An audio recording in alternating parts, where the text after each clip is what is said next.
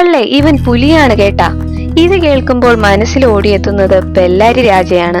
മലയാളത്തിന്റെ അഭിനയ കുലപതി മമ്മൂട്ടിയുടെ ഫിലിം കരിയറിലെ ഏറ്റവും വലിയ ഹിറ്റുകളിൽ ഒന്നാണ് രാജമാണിക്യം. അതിനു മുന്നേ വരെ സീരിയസ് റോളുകളിൽ തിളങ്ങിയ മമ്മൂട്ടിക്ക് കോമഡിയും നന്നായി വഴങ്ങുമെന്ന് തെളിയിച്ച ചിത്രം. ഈ ചിത്രത്തിനെ കുറിച്ചുള്ള ചില രസകരമായ വസ്തുതകളാണ് ഈ വീഡിയോയിൽ. എപ്പോഴും കൂളിംഗ് ഗ്ലാസ് ധരിക്കുന്ന, അധികം വിദ്യാഭ്യാസം ഒന്നുമില്ലാത്ത, കളർ മുണ്ടും സിൽക്ക് ജുബയും ഇട്ട് തിരുവനന്തപുരം സ്ലാങ്ങിൽ സംസാരിക്കുന്ന ഒരു കന്നുകാലി കച്ചവടക്കാരൻ, അതാണ് ബെല്ലാരി രാജ എന്ന രാജമാണിക്യം.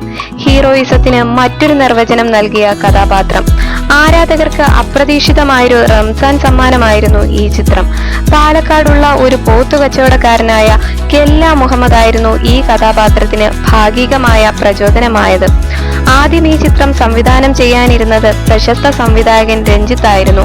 എന്നാൽ അദ്ദേഹം അതിൽ നിന്ന് പിന്മാറിയ ശേഷം അന്ന് അസിസ്റ്റന്റ് ഡയറക്ടർ ആയിരുന്ന അൻവർ റഷീദിന്റെ അടുക്കൽ ഇതിന്റെ കഥ എത്തിപ്പെടുകയും അദ്ദേഹത്തിന്റെ ആദ്യ ചിത്രമായി അത് മാറുകയും ചെയ്തു.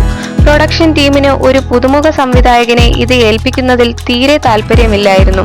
എന്നാൽ അൻവറിന്റെ കഴിവിൽ മമ്മൂട്ടി വളരെ കോൺഫിഡന്റ് ആയിരുന്നു. ആരാധകരെ ഒന്നടങ്കം ഞെട്ടിച്ചത് മമ്മൂട്ടിയുടെ തിരുവനന്തപുരം സ്ലാങ് ആയിരുന്നു. ഇത്ര അനായാസം അത് സംസാരിക്കാൻ മമ്മൂട്ടിയെ സഹായിച്ചത് സുരാജ് വെഞ്ഞാറമൂടാണ്. പ്രശസ്ത നടൻ റഹ്മാൻ മലയാള സിനിമയിലേക്ക് തിരിച്ചെത്തിയതും രാജമാണിക്യത്തിലൂടെയാണ്. ആദ്യം ഈ ക്യാരക്ടർ ചെയ്യാൻ വിസമ്മതിച്ചെങ്കിലും മമ്മൂട്ടി നിർബന്ധിച്ച പ്രകാരം ഇത് ചെയ്യുകയായിരുന്നു.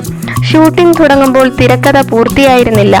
ആദ്യ ഭാഗം ഷൂട്ടിംഗ് കംപ്ലീറ്റ് ആവുന്നതിന് മുന്നേ ടി.എ. ഷാഹിദ് രണ്ടാം ഭാഗത്തിന്റെ തിരക്കഥ പൂർത്തിയാക്കുകയായിരുന്നു. സി.വി. രാമൻപിള്ളയുടെ മാർത്താണ്ഡവർമ്മ എന്ന നോവലിന്റെ സ്വാധീനം ഈ ചിത്രത്തിനുണ്ട്. നോവലിലെ ശംഖു ആശാൻ എന്ന കഥാപാത്രവും തനതായ തിരുവനന്തപുരം ശൈലിയാണ് ഉപയോഗിച്ചിരുന്നത്. 2005 റംസാൻ റിലീസായിരുന്ന ഈ ചിത്രം നരസിംഹത്തിന്റെ റെക്കോർഡ് തകർക്കുകയും 140 ദിവസത്തിലധികം ഓടുകയും ചെയ്തു. തിരുവനന്തപുരം കൃപ തിയേറ്ററിൽ 286 ദിവസമാണ് ഈ ചിത്രം പ്രദർശിപ്പിച്ചത്. ഒറ്റ തിയേറ്ററിൽ നിന്ന് 1 കോടി കളക്ഷൻ നേടിയ ആദ്യ മലയാള ചിത്രമാണ് രാജമാണിക്യം. കൂടുതൽ സിനിമാ വിശേഷങ്ങൾ അറിയാൻ ഈ ചാനൽ സബ്സ്ക്രൈബ് ചെയ്യൂ. നന്ദി.